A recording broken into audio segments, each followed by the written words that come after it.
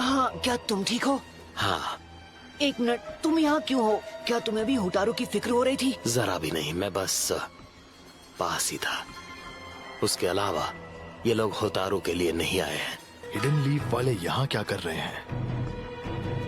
तो ठीक है, अगर घी सीधी उंगली से नहीं निकलेगा तो हमें उंगली टेढ़ी करनी पड़ेगी। Shadow claw jutsu! Ninja art, super beast scroll. मैं बीच वाले से निपटूंगा, तुम उसके दाएं और बाएं वाले से निपटो और हम एक साथ हमला करेंगे। ठीक है, हमें पता लगाना होगा वो यहाँ क्या कर रहे हैं। Hidden jutsu kirisame. अरे ये बारिश भी ना। ये एक जुत्सु है जो चक्र को छूते ही उसे पिघला देता है। उसका नाम है किरिसामे। मास्टर! हमारी टीम एक असाइनमेंट पर है। हमारा काम है इस लड़की को सुरक्षित रखना। इसे हमारे हवाले कर दो। तुम निंजा हो, तुम सब हिडन मिस्ट के आनबू ब्लैक ऑप्स हो और तुम्हें इस आदमी की तलाश है ना? ये ऑनबू ब्लैक ऑप्स है? ऊटा काटा का नाम बिंगो बुक में जरूर एक रोग निंजा की तरह लिखा होगा और ये सारे उसे पकड़ने के लिए आए हैं। यहाँ होटारू के लिए नहीं आए हैं, इसके लिए आए हैं। क्यों ना एक समझौता करें, लड़की के बदले ऊटा काटा हमें दे दो। नहीं, हम ऐसा समझौता नहीं कर सकते। लगता है लड़की इस आदमी के काफी करीब है। अगर तुम इस आदमी को लेकर जाते हो तो इसमें कोई शक नहीं वो तुम्हारा पीछा करेगी। वो खतरे में पड़ेगी और हम मुसीबत में। इसीलिए हम इसे तुम्हें नहीं दे सकते। फिर भी हम इसे वापस नहीं देंगे। अगर हम लड़ने पर मजबूर हो गए तो आज हम जो करेंगे उसका काफी दूर तक असर हो सकता है। जंग भी छिड़ सकती है। क्या तुम ये जोखिम उठाने को तैयार हो? Hidden mist? Captain Yamato? Hidden leaf village के शिनोबी, इस यूनिट का कमांडर मैं हूं। मुझसे बात करो। मैं सुरुगी हूं, hidden mist Anbu black ops का हेड।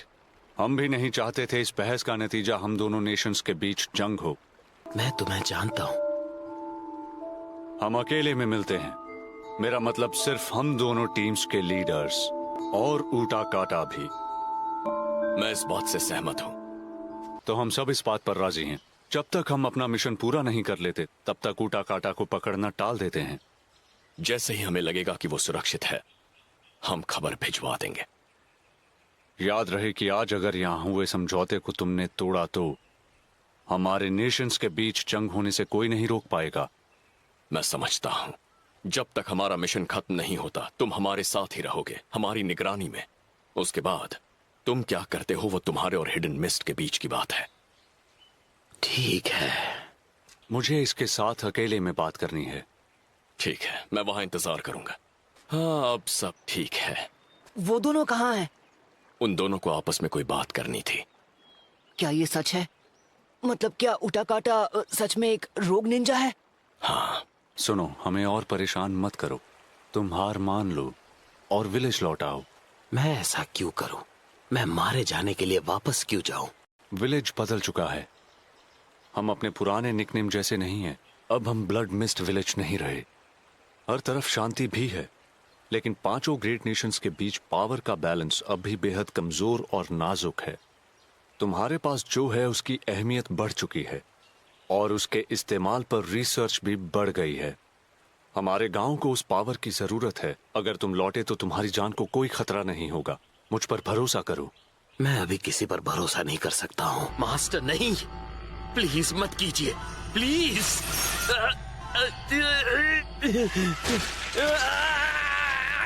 तुम जानते हो मेरे मास्टर मुझे मारना चाहते थे और वो चीज जो मेरे अंदर है, बिना सवाल किए मैंने विलेज के लिए खुद का बलिदान दिया। अपने मास्टर पर भरोसा किया। उन्होंने जो कहा मैंने सब किया और उसके बदले में उन्होंने मुझे धोखा दिया, मुझे खत्म करने की कोशिश की। ये पावर! रुको! नहीं, नहीं, रुको! नहीं ऊटा काटा, तुम गलत हो। हरुसामे ने तुम्हें मारने की कोशिश नहीं की थी। मेरा यकीन करो, ऐसा कुछ नहीं था।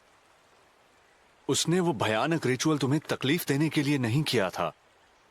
तुमसे उस चीज को अलग करने के लिए किया था। वो तुम्हें बचाने के लिए किया था। तुम्हें सच में लगता है मैं इस पर यकीन कर लूंगा? तुम या तो झूठ बोल रहे हो या तो बेवकूफ हो। मेरे मास्टर ने नहीं, उस आदमी ने मेरा इस्तेमाल किया और मुझे मारने की कोशिश की, और यही सच है। और उसका नतीजा ये हुआ कि वो खुद ही खत्म हो गया। विलेज में किसी को भी पूछ लो, सब यही कहते हैं मैंने उन्हें खत्म किया है। प्लीज उटाकाटा, बस वापस विलेज आ जाओ, फिर तुम सब कुछ खुद देख पाओगे और जान पाओगे कि मैं झूठ नहीं बोल रहा। हरगिज़ नहीं। फिर तुम्हें खत्म करने के अलावा कोई चारा नहीं, तुम जानते हो। तुम्हें जो करना है करो, और मैं भी वही करूंगा जो मुझे करना है। उसे जाने दो। मेरे हिसाब से बेहतर होगा अगर हम सूचीगुमो विलेज से दूर ही रहें। हाँ, तुमने सही कहा। हमें पता चल गया है कि वो जगह काफी खतरनाक है। होटारू वहां सुरक्षित नहीं रहेगी। शायद हमें माउंट कात्सुरागी लौट जाना चाहिए। हम वहां प्लान कर सकते हैं कि आगे क्या करना है। मुझे भी वापस जाना है। मैं देखना चाहती हूँ कि तोनबे ठीक है कि नहीं। लेकिन वो लोग जो फॉरबिडन जूत्सु के लिए आए थे वो फिर आ सकते हैं। वो जगह भी सुरक्षित नहीं है। चलो पहले टॉनबे और सकुरा से मिलते हैं। और उटाकाटा, तुम भी हमारे साथ आओगे। एक भयानक अपराध, ये अपने ही मास्टर को खत्म करके विलेज से भाग गया था। सर उटाकाटा और उनके अपने मास्टर के बीच ऐसा क्या हुआ होगा? मुझे ताकतवर बनना है, अपने क्लैन को पहले जैसा बनाना है, इसलिए मुझे उनसे सीखना ही होगा। मुझे अपने मॉम डैड याद नहीं है, बिल्कुल भी नहीं। शायद इसीलिए जब छिछोरे बाबा के साथ होता था सोचता था कि शायद ऐसा ही लगता होगा एक पिता का होना। और मैं इनकार नहीं करूंगा कि मैं उनके साथ एक बदमाश बच्चे की तरह बर्ताव करता था। देखो, सच तो ये है कि ट्रेनिंग आसान नहीं होती, बिल्कुल भी नहीं। तुम्हें कई चीजों के बारे में खुद सोचना पड़ता है और टेक्निक्स खुद अपने आप सीखनी पड़ती हैं, वरना तुम उनमें कभी माहिर नहीं हो सकते। अगर छिछोरे बाबा मेरे टीचर नहीं होते तो मैं ये बेसिक चीजें भी कभी नहीं जान पाता। ये ख्याल कि हम अकेले नहीं हैं और कोई हमारा ख्याल रख रहा है, इससे ही हमें ताकत मिलती है। होटारू, तुम तो तप रही हो। Captain Yamato! मैं देखता हूँ। मुझे कुछ मेडिसिनल हर्ब्स की जरूरत है। मुझे सोचने दो। तुम्हें डोकुडामी प्लांट आसपास कहीं मिल जाएगा जहां पर भी नमी है। वो एक पर्पल प्लांट है जिसके पत्तों की शेप एक तिल जैसी है। पर्पल उनके पत्तों के नीचे होता है ना? हाँ, बिल्कुल सही। ठीक है। होटारू बीमार है, प्लीज मैं इसे संभालता हूँ। अगर वो प्लांट वहाँ उगता है जहाँ नमी हो तो सबसे पहले नदी के किनारे ढूंढना चाहिए। क्या उसे ये चाहिए? अरे ये तो बस एक कमीलियन प्लांट है। ये तो यहाँ आने वाले पूरे रास्ते में ढेर सारे थे। कितना टाइम पास हुआ।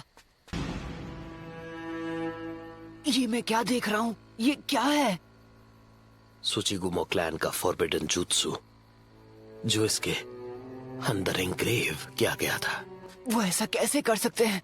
भाड़ में जाए फॉरबिडन जुत्सु, भाड़ में जाए हमारे क्लैंस, भाड़ में जाए हमारे मास्टर्स, और भाड़ में जाए वो सारे खुदगर्ज लोग जो उनके साथ इतना बुरा बर्ताव करते हैं, जो उनकी सेवा करते हैं। वो अपनों से कमजोर लोगों को सिर्फ इस्तेमाल करना जानते हैं, जिनमें उनकी कोई मर्जी नहीं होती।